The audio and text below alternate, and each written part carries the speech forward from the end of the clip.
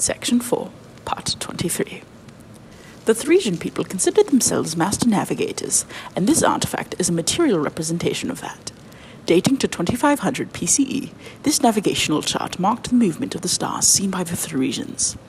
Being a relic of the pre-celestial era, we know the Theresian people were not in fact following the movement of stars we know today post-extrication. Rather, their guiding lights were in fact orbiters from the extinction era.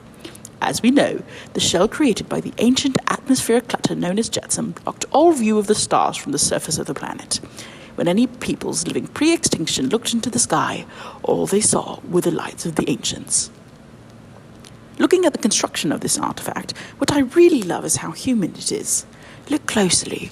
Recognize the marks of carving, how to scale they are to the human hand.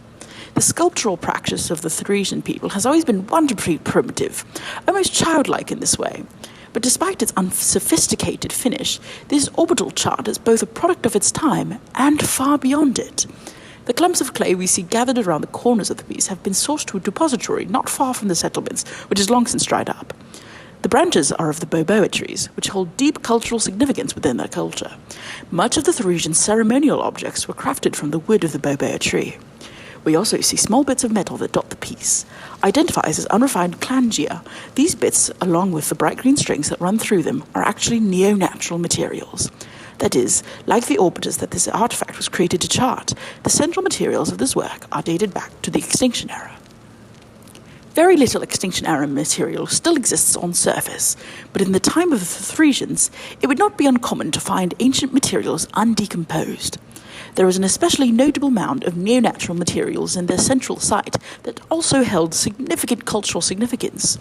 In many representations, we see the erect boboa tree as the paternal figure of the spiritual narrative, and the supple curves of the neo-natural mound as the maternal. The work functions as a moving model of the orbits. As the piece would be tilted one way, several chunks of clangia would slide along their strands. These strings, a yet unidentified ionic blend, represent the path of the orbiters.